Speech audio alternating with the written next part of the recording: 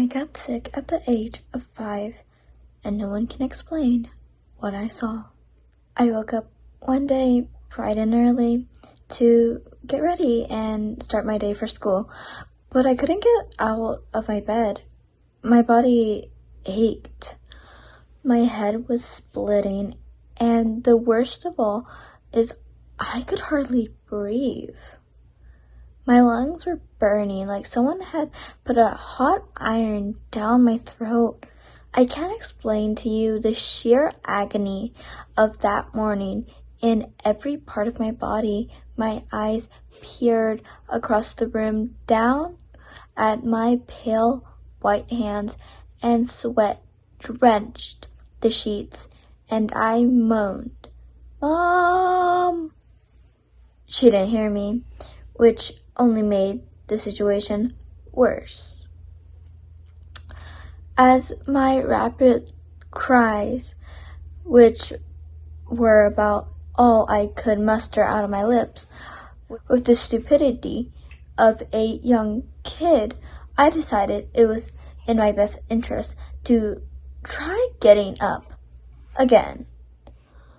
I pushed my hands down, trying to hold my weight, and to no surprise, I was completely crumpled and splitted into the floor. It hurt a lot. I wilted out a mumble, and I felt the air crunched in my windpipe all out. Thankfully, the sound of a 5-year-old tumbling out of bed must have caught my mother's attention as she slammed open the door and hit the curve into my room at a turn that would make Del Irritable Jr. wet himself in jealousy. "Sweetie, are you okay? What happened? You look like a ghost," she cried out, coddling me. She immediately knew something was wrong when I gasped for breath and I couldn't even say a word. She scooped me up and plopped me in the car, and then we drove to the emergency room. The whole drive there, the lights from the sun blinded me as they danced across my eyesight. I had to squint to hold my head down to shield my vision. It felt like a 4-hour drive when it was reality only 15 minutes. When we arrived, I was escorted in by my distressed mother, practically crying and screaming, my baby can't breathe." The receptionists were quick to get a hold of me into a room, holding my mother back as she tried to claw her way with me. The hospital lights were intoxicating, but not like a euphoric intoxication. It was like walking up with a brutal hangover while you're still shit-faced drunk, spinning and ready to hurtle at any moment. I don't remember much of my early time in the room when it was filled with doctors screening everything and putting all sorts of machines to work. I felt like I was dreaming. I was in a haze. The world around me was slowly zooming around me. After a few hours, I learned later, they told me my mother, whatever was happening, was a total abnormal. They couldn't pin it to anything. I should be operating like a perfect, normal kid. For some reason, my body was fighting itself. They said it was like nothing they'd ever seen. All they could do was hook me on a reception and IV and hope I didn't die. Well, guess what happened? Legibly, I didn't die. For 20 minutes, my heart stopped and everything went dead. The doctors were in shambles, almost more than my mother. Nothing in this world could have made sense of any of it. And then I just sort of woke up. Biohazard, absolutely unexplainable. Almost that was all that they told me about what had happened. on the outside. Here's what I remember at the hospital after the room emptied and I was, quote unquote, alone. Remember how I said I couldn't remember much about when I was surrounded by a crowd of people? The opposite is true when I was alone. Right as the door shut, I felt a shock of clarity, more clarity than a random 5-year-old should have. I felt every corner in the room, every dark shadow that collapsed away. The light, I felt it all leave.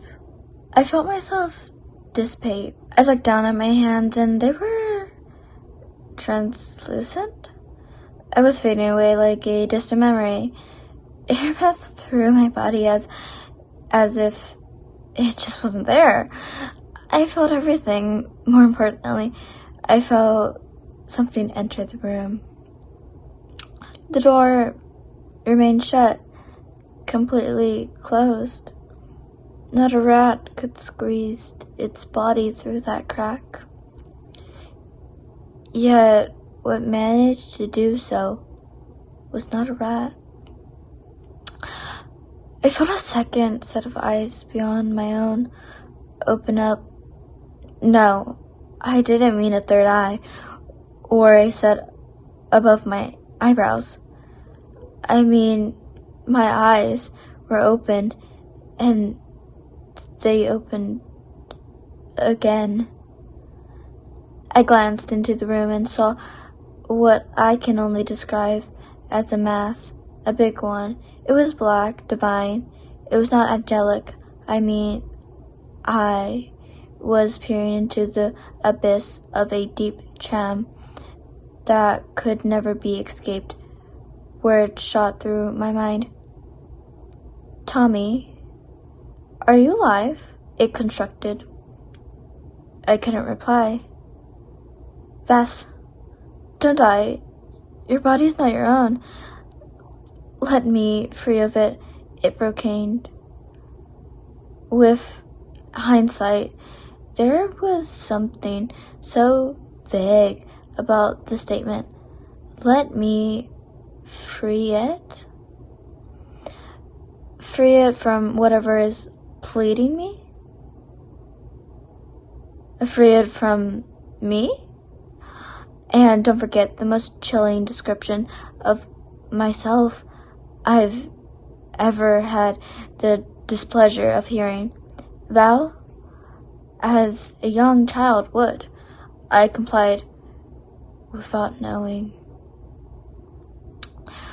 Whatever tizzer was gripping me to this entire plane of existence shatter, both sets of eyes became one again. As I saw the Slahout shimmer into view, a tall, ghastly thing. It wasn't a humanoid in the slightest. There was a semblance of a body and a head, but beyond from it was nothing on earth. A stretched mouth wrapped around its torso, sketched with pin-like teeth. A block of fresh-coated and eyes sat upon its body, which I assume had to be a head. Witchy, stringy, and long hair covered its body like a winter coat, and long recyclable appendages poked from the blob it sat its head upon. No hands nor tentacles, just long stretches of flesh. It looked like a gaping wound in reality. Its mouth widened and blood-like fluid poured out from it, soaking me. In the split second when it happened, my surroundings vanished into pitch black. After this, I simply woke up with a message etched into my mind. Cherish, harbor, for none shall die before you. As I woke up, blood swept from my mouth, not like a cough or a drip, a giggle. Doctors were surrounding me, their eyes glued open in shock to my survival. The heart rate monitor was cold into now, and now I had twice as much blood in my system as before, despite their efforts from draining it. I missed school that day, and when I got back, everyone greeted me with cards and gifts, heartfelt words of joy that all I could hear for a week. But that message still rang in my head. It still does sometimes. It's the most vivid thing. I feel nothing else felt so real before or after. I've done everything to proclaim that feeling, and none of anything I've tried has worked. It's driving me fucking crazy. I've told therapists, doctors, friends, family, and none understood. A few days ago, I started to feel sick again. Something particular is that after that day, I've never gotten sick until now. It's like I was healed from all anthems and gained some type of super immunity. It started with a headache and a fever, and slowly is progressing into a pain in my chest. My heartbeat is irregular, as if it's beating twice as much.